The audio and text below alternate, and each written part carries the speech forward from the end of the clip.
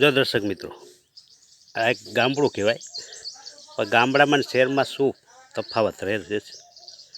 આપણી ઝીણી કીણી શ્વાસ શુદ્ધ, જો આંબો, શાકભાજી, પપૈયો, મરચી, રીંગણી, ભીંડો, ટમેટી, લીમડો, સામે ભેંસ, આ ખેતર બાજુમાં માંડવી, મગફળી. અને આપણે ત્યાં કેવું હોય કે કંઈ પણ બજારમાં હથિયાર કંઈક લઈને નીકળીએ, સરો, ધાર્યું, ગુપ્તી, તો કોઈ પણ રોકે. પણ અહીંયા એક ગામડાની એક સિસ્ટમ છે, આ હથિયાર રાખવાનું સ્ટેન્ડ છે. જો આ દાંતેડા કહેવાય.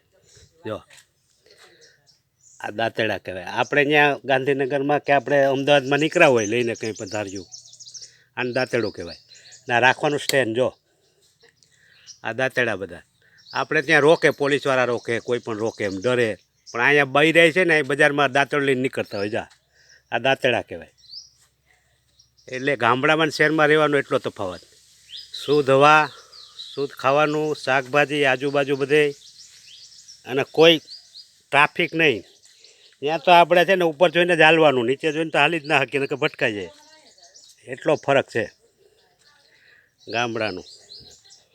આ છે કેશોદ તાલુકાનું નાનું ઘસારી, મારા સસરાનું ગામ થાય.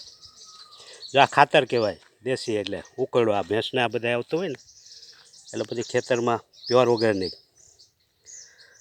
આ પાતરા કહેવાય, જે આપણે ખમણ બનાવે, પાતરાવાળા. મારા સસરાનું ગામ છે.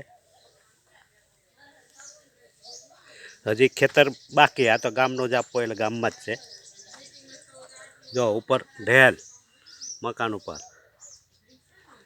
એટલે મિત્રો, આમ તો રોજીરોટી માટે શહેર જરૂરી છે, પણ જીવન અને શરીર માટે ગામડું બહુ સારું.